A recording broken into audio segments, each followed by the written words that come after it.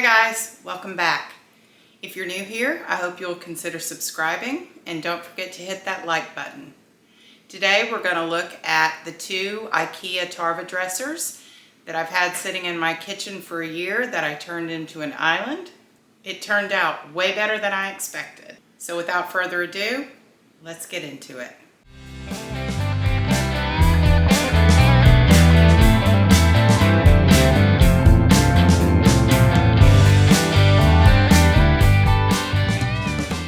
Our kitchen is large, but it's split in two. We have one half that's the utilitarian kitchen side, and then the other half that's more of a eat-in area and has all the doors in it. So there's not a lot of storage. So we needed something immediately when we moved in. I bought two Tarva dressers, put them back to back and made an island. And that's where it's been ever since. All right, it's functional, but it's nasty. This got cleaned, but it's just raw pine wood. And you can see a year's worth of cutting mushrooms after it was cleaned. Just stuff sitting on here, daily use. The drawers are pretty organized. I bought, and it needs cleaned too. I bought these organizers also from IKEA. Got our utensil drawer. That is really well organized. Holds all of our towels and plastic bags. And it just holds a lot of stuff. So the plan is to join these two pieces together. I'm going to take off the legs and put on casters so that it can be moved for cleaning underneath. And I'm going to use industrial casters, but you won't see them because I'm going to put a baseboard trim or some sort of trim all around the bottom. The top is going to be a butcher block, but I got to find hardware first. Okay, same shirt, different day. We just got back from Lowe's where I got everything I need to make to at least make it structurally sound, to do the foundation part of this. We got the butcher block. Fun fact, butcher block is heavy, but we got lucky and got it in the house fairly easily, even though we have to carry it up 6 steps to get it in here. But I want to get at least this part done today for 2 reasons. Number one, I've already taken the drawers out and we don't want to have drawers everywhere. And number 2, David is insisting on eating dinner again tonight, and I have to have somewhere to feed the beast so he doesn't get hangry. But yeah, I got the drawers out. I'm going to get this turned upside down, and then we'll take a closer look at my thoughts and my process and how I'm going to do this.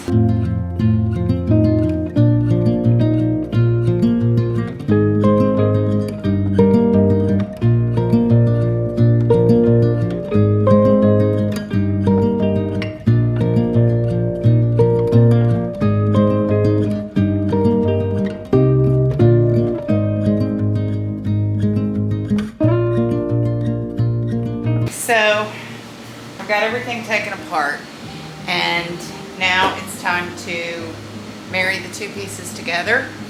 So you saw before that it had leg, leg, leg, leg, and then this in here in the center, sorry, right here there was a center support leg. Well, obviously if I'm doing four casters, it's losing 6 pieces of support gone. 4 casters, 10 legs, math.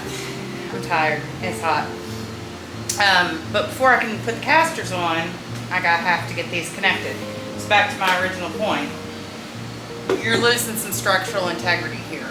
So what I'm gonna do is get some 2x4s, and I'm going to see if I can And I'm going to put them all the way across, right here. 3 of them. Maybe even 4. I haven't decided yet. Because number one, that will, like I said, marry the 2 pieces together, but it'll also provide the strength that it needs in the center. So let me go cut my wood. Let me go cut some wood, and then we'll get that installed, and then we'll move on to the casters. Okay, so 10 inches is just a number that I arbitrarily picked, but I'm going to measure in 10 inches from each side, and I'm going to screw from the inside because Planner Lee forgot to get screws, and all I have are these, I think they're 3-inch decking screws. Not the best choice, but you'll never see it. If it pokes out the bottom just a smidge, nobody cares. But to ensure that I have it even and level all the way across, I'm going to measure 10 inches from each side, get one side screwed in, then the other, do the same on the other end, and then in the middle, I'll just be sure I have it centered between these 2 boards. Okay, yeah, so it did come through about, I don't know, ½ an inch. And I even went in at an angle, but I've got a Dremel tool that I can knock that off with.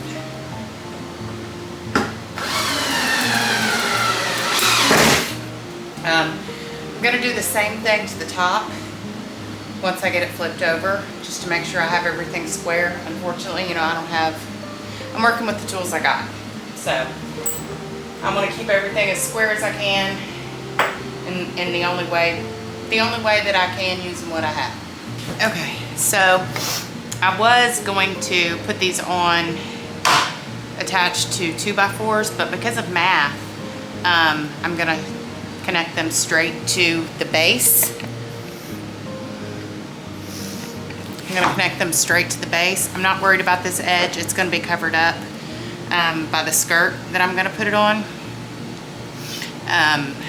But what I do need to be careful of, now this is not going to be able to lock because, like I said, I'm going to have a trim board right here. So I'm not worried about being able to lock, but I do want to make sure it's not hitting any edges like that. So I'm going to have to be real careful and measure from both sides. That side looks pretty good. That side is good. So I'm going to take this measurement, I'm going to transfer it to all 4 corners, and then get these attached.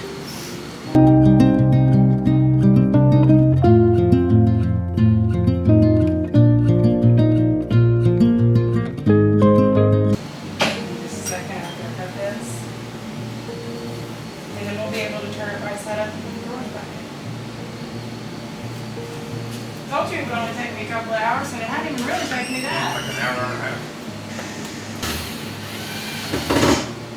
Well, when I do that, we've got to make sure that these sides are as equal as possible. Yes. All right, you ready? Yep. You want to get on that side?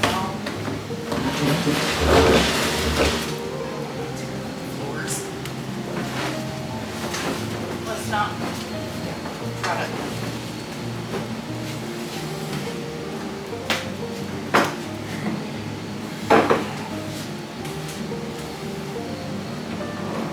Looky there. The rolls. Okay, it's built. We can use it. I'm going to take a break, and I might come back and start working on the trim today. I might not. So we'll see. Today I'm going to focus on the trim, and what that is going to consist of is the bottom skirting, to offer a little coverage for the casters that I put on, and then a bit of decorative molding on the side. And I wanted to take a minute to discuss why I'm doing some of the things that I'm doing. So, number one, I want this to look like a piece of furniture. However, because the kitchen is not designed yet, I have it in my mind, but things can change. I don't want to put too many details into this because I would rather go back and add things than have to go back and take away. So I don't know that I explained this in the beginning. The top of the island is going to be a stained butcher block, and the body of it's going to be painted. So I did not go with grade A lumber, number 1, your select. I went with a number 2, and I'm using pine because number 1, I'm not going to be staining it. Number 2, it's cheaper and more readily available, and there's only a 1 and 2. So along the bottom, it will be very simple. All right, so this is what we currently have, which quite honestly is not bad. You can't see the casters as much as I thought you'd be able to, but I do want to add a skirting along the bottom as a little finishing detail. So what I'm using is 1x6, number 2 pine. There is the tiniest hint of a bevel right here along this edge. I don't want to go above this. I want to stop the board right here where this edge starts. So I'm going to use liquid nails all along here. Again, just the tiniest bit for extra security and support. And then I'll use my brad nailer to permanently affix it.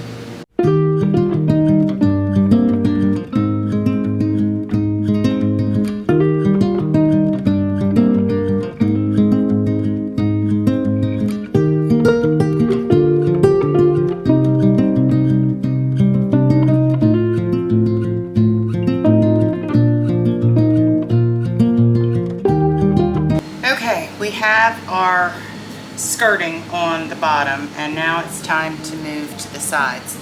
So I'm using the same grade lumber that I did for the skirting. It's just number 2, number 2 pine, and I'm using 1x3s for the side. So just like on the bottom, I'm using liquid nails as the base.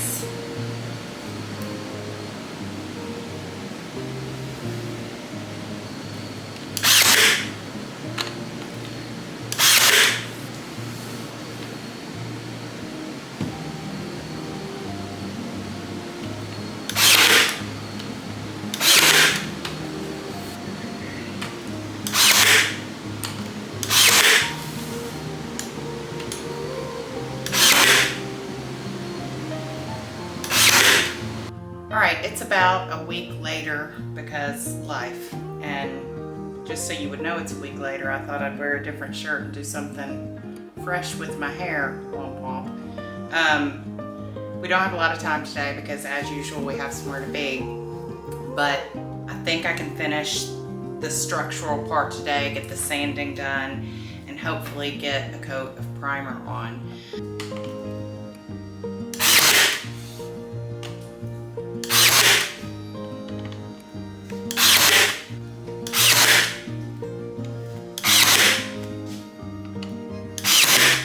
Okay, everything's had a really good light sanding.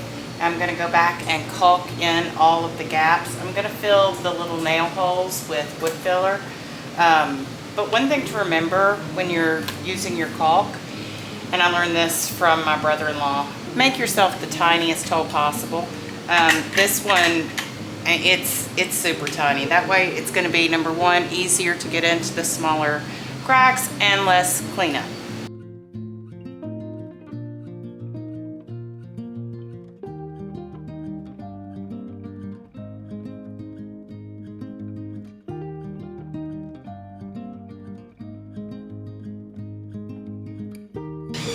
That's just the tiniest. Hardly anything came off on my finger.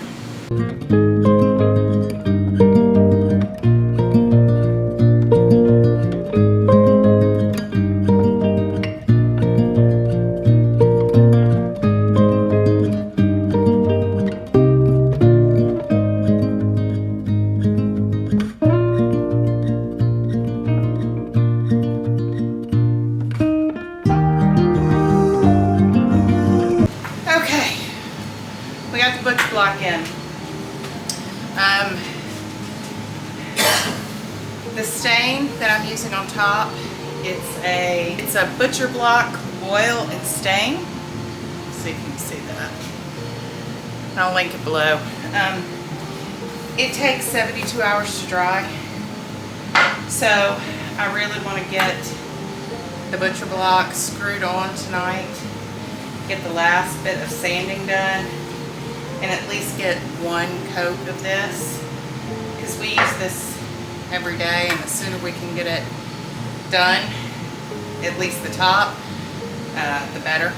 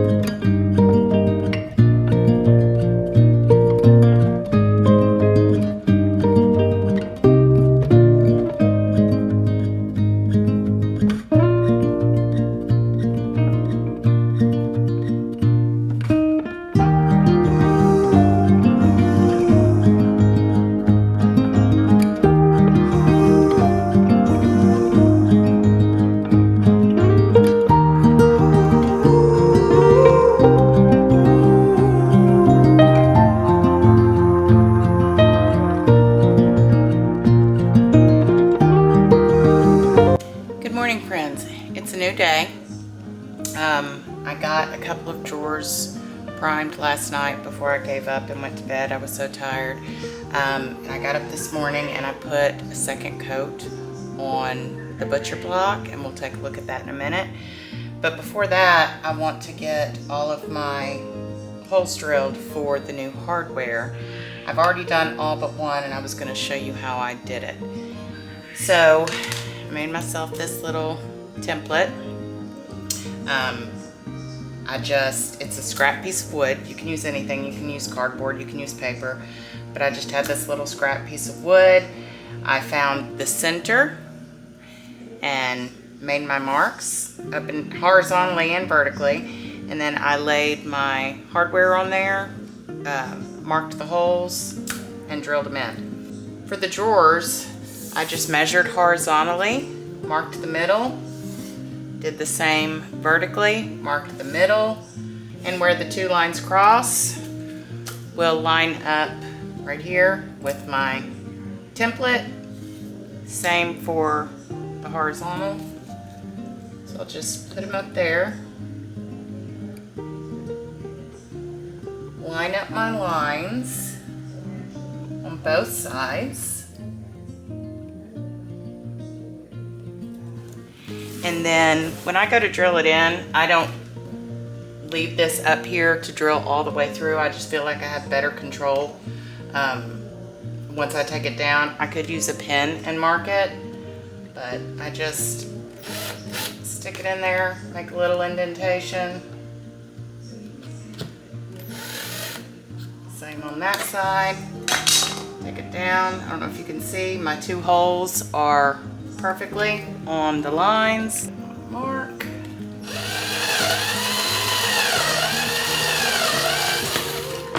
Drill.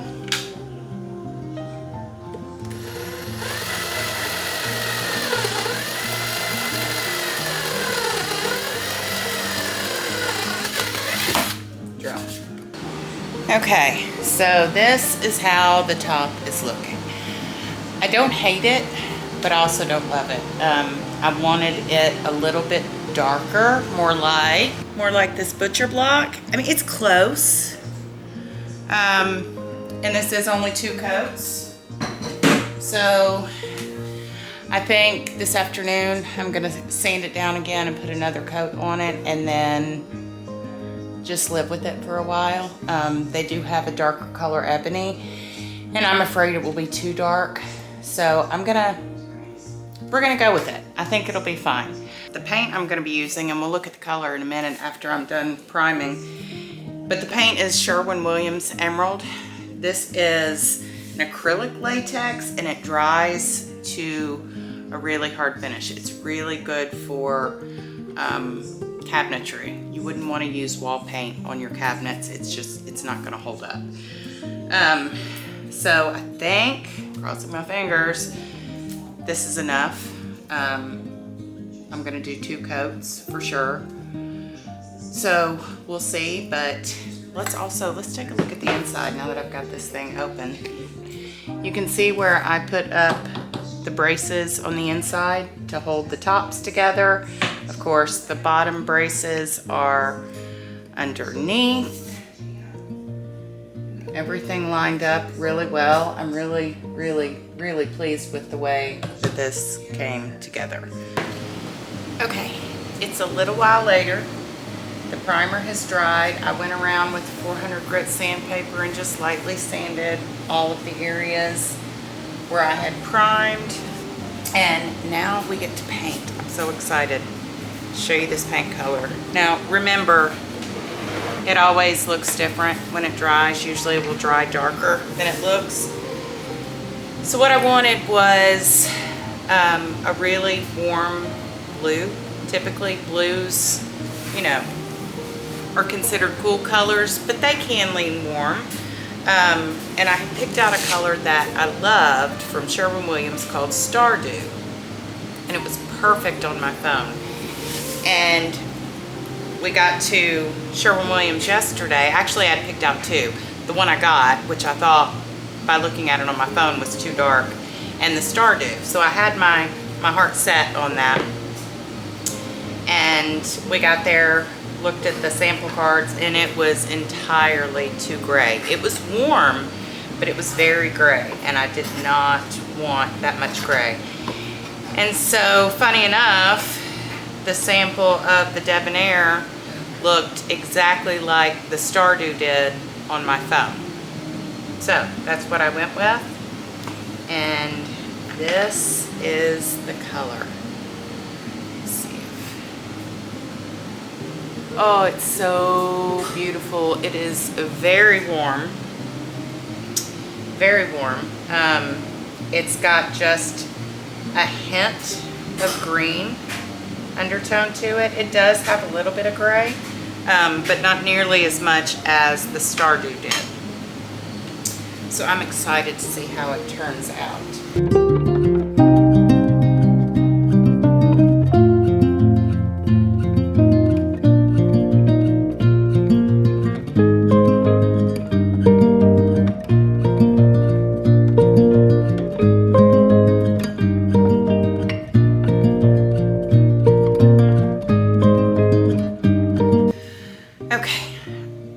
To get one full coat on before making any commentary or passing any sort of judgment on it. And I will say this, I've got my filming light on. It does it no favors. In my screen, I can see that it looks like, might have a little bit of purple to it. There is no purple to it. And maybe a bit too stark and gray. I'm going to turn off the light and see if you can see the true color, because obviously we're not going to have the filming light on in our kitchen in our day-to-day lives. And I will say this real quick, it's making me, even though this end cut of course is going to be a little bit darker than the top, it's giving me a better appreciation for the color of the butcher block. So let me turn the light off and see if we can get a truer picture of what this looks like. That's a little better. Now obviously it hasn't dried and it needs one more coat, but it's a very like French country blue is the best way I can think to describe it in person. It is stunning. I I couldn't be more pleased with it.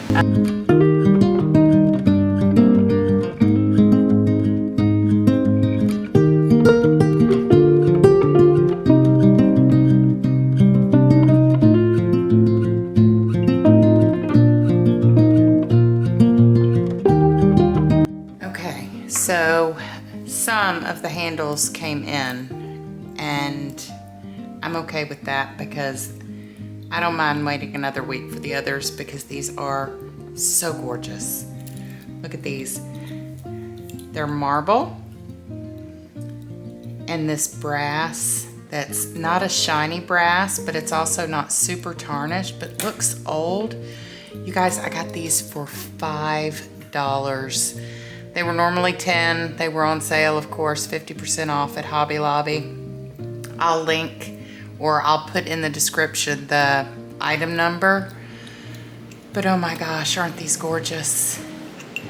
I am absolutely in love with these. And now, the before and after. We lived with this makeshift island for a year. And it was functional, but it wasn't very pretty to look at. Now, it's even more functional and worthy of being the center of attention in our kitchen. The richness of the wood makes the already warm blue paint even warmer, and the marble and brass knobs tie everything together. It's a huge bonus to have it on wheels, so we can clean or bring it closer to the kitchen cabinets when preparing a meal. This is truly my imagination come to life.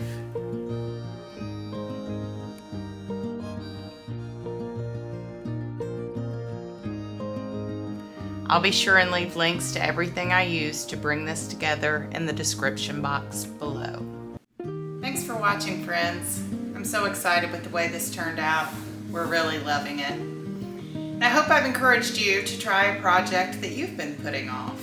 Let me know what you think in the comments, and I will see you next time. Bye.